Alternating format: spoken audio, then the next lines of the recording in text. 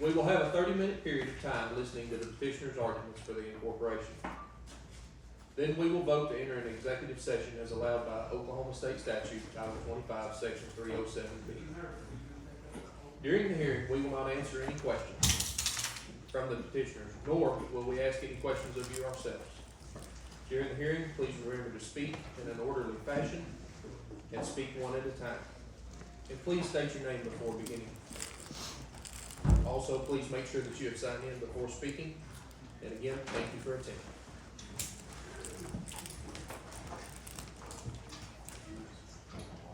Ms. George, you have the floor.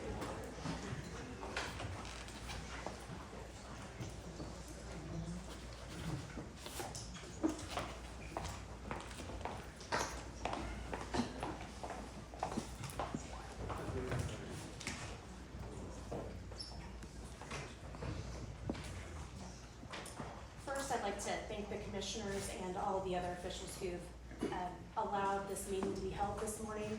I know these are complicated issues that affect many people locally, and so we appreciate the time and effort that you all have put into considering the petition before you. I'm going to be brief, as I know there are many people here today that have a vested interest in this incorporation, and I want to reserve some time for those folks to be able to speak. As in addition to the fact that we've provided what we believe to be extensive documentation in support of our efforts to incorporate. I'd like to begin with just a reminder of what is required by Oklahoma law in order to incorporate a town such as Hochatown. In order to incorporate, a petition must be prepared in writing, signed by at least 1/3 of registered voters.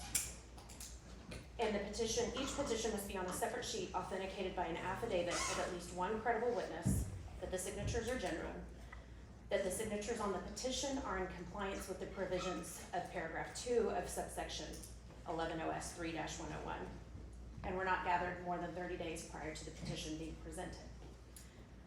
In accordance with 11-3-101 of the Oklahoma statutes, the petition must include the name of the proposed town, the survey and plat of the proposed town, the resident population, which is not more than 60 days old prior to presenting to the commissioners.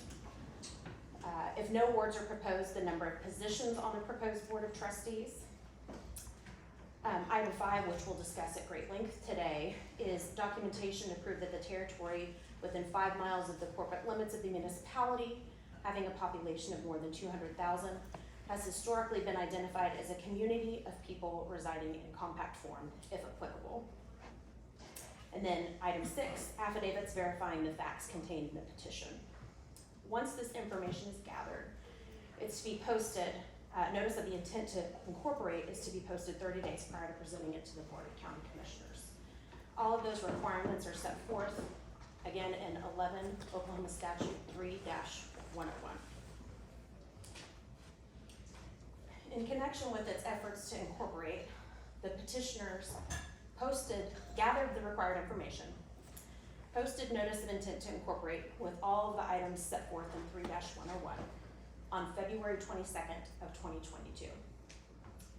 On March 24th, the petitioners presented the petition to the Board of County Commissioners by hand delivery.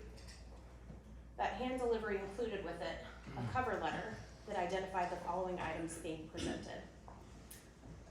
In excess of 107 signed petitions, which 107 was 1/3 of the 319 of registered voters. And the registered voter information was gathered in connection with the Oklahoma Center for Spatial Analysis, which works with all of the local election boards to determine the registered voters. So we gathered the information from that group as well. Item number 2, which was presented with the petition on March 24th, a survey with scale of 200 feet to the inch, which is in accordance with 11 OS 41-108, as well as the notice of intent to incorporate notebook, which included in it the proposed petition for incorporation, the survey and plat with small copies for reference, affidavits of the surveyors who prepared the survey, as evidence of compliance with 11-OS section 2-104, which is the 3-mile rule we'll discuss in a moment, a list of all residents and property owners included in the area to be incorporated, and that list was generated as of January 26, 2022. A list of all registered voters included in the area to be incorporated, which was also generated January 26, 2022, and an affidavit verifying the petition. That information was signed as received on March 24th, 2022.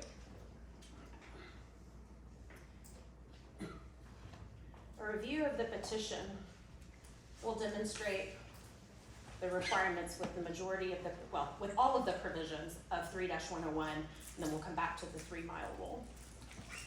A review of the petition demonstrates that the proposed, we satisfy item 1, the proposed name of Hochatown. The survey and plat was included in the correct dimensions. The resident population was attached. If no wards were proposed, the number of positions on the proposed board of trustees were set forth in paragraph 10 of the petition. And included with the petition were affidavits of the surveyors, as well as affidavit of Todd McDaniel attesting to the information set forth in the petition. And information regarding where the petition was posted within Hochatown. Let's spend a moment now discussing the 3-mile rule, which we believe does not apply to the survey in the area to be incorporated. Included in our petition, as well as the notice of petition that was posted in February, this information was provided for anyone to look at and was also provided to the commissioners with our presentation. It's entitled Evidence of Compliance with Section 11 OS 2104. It's our position that the petition for incorporation of Hochatown is valid on its face. However, in light of the restrictions against incorporation for territories with population of less than 200,000 to incorporate within 3 miles of an existing municipality, we've lovingly referred to this as the 3-mile rule, we determined that it was best to submit evidence of our compliance with the exceptions to the 3-mile rule. Those exceptions appear in 11 OS 2-104C and D.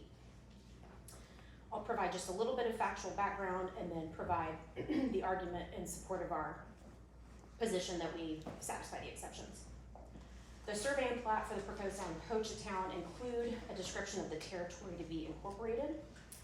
It is our position that no part of the proposed town of Hochatown is within 3 miles of the boundaries of any existing municipality, with the limited exception of the land designated by the Broken Bow Public Works Authority as the Broken Bow Public Works Authority and the strip which connects that land back to the city of Broken Bow.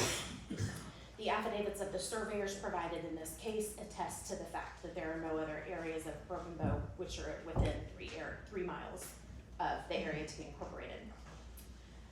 The Broken Bow Public Works Authority land was annexed by the city of Broken Bow in '98. The '98 annexation was for the purpose of laying a potable water main from Broken Bow's water treatment plant back to the city of Broken Bow, and is connected with a strip running along the Highway 259. Other than the Broken Bow Public Works Authority land, there's the remaining portions of Broken Bow are in excess of 3 miles from the boundaries of the proposed territory. Additionally, Hochatown has been and continues to identify as a community of people residing in compact form and has since the 1830s. We'll discuss that in a moment.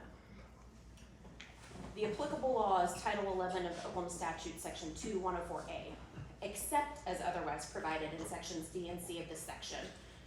Here we're talking about a population of 200,000. No territory within 3 miles shall be included in a survey or plat to be incorporated as a new municipality. Subsection C provides an exception to the 3-mile rule, stating that territory within 3 miles of the corporate limits of a municipality having a population of less than 200,000 may incorporate as a new municipality if it can be proved to the Board of County Commissioners by documentation that the territory has historically been identified as a community of people residing in compact form. Such survey shall be included in the survey and plat provided in Section 2-103 of this title. The term "a community of people residing in compact form" has been interpreted in a 2008 Attorney General opinion. It's a unified group of people having a community of interest who permanently and continuously dwell in a limited, definite, concentrated area. The second exception to the 3-mile rule is found in 11 OS 2-104D. And under that exception, a particular subset of land is not to be considered for an existing municipality. Specifically, urban areas that are annexed by a municipality, which are completely non-adjacent to the corporate limits of the municipality, are not considered as within the corporate limits of that municipality for purposes of calculating the 3-mile rule. So it's our position that we satisfy both of those exceptions. We don't need to satisfy both, we just need to satisfy one, but here we believe that both of those exceptions render the 3-mile rule inapplicable to this incorporation. Let's talk about historical recognition of this community as a community residing in compact form. Because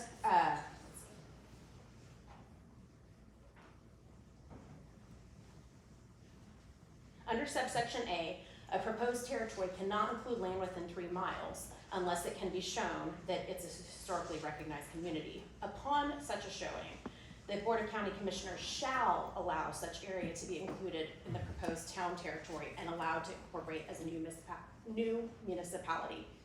It does not say may, it says shall. So if this board finds that Hochatown has demonstrated that it has historically been identified as a community of people residing in compact form, it must permit this incorporation to move forward. The historical documents attached to what was item 4 in our notebook include a timeline going as far back as 1830, demonstrating the existence of Hochatown in what's now located under the lake.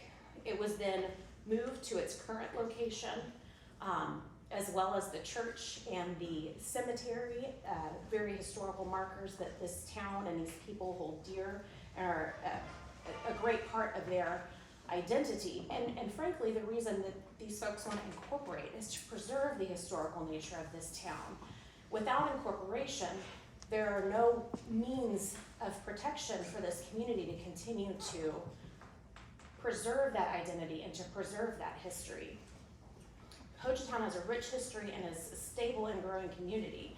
It includes restaurants, retail stores, vacation rentals, and an ever-growing tourism industry, all of which are supported by local residents. The people of Hochatown have permanently and continuously dwelled in a limited, definite,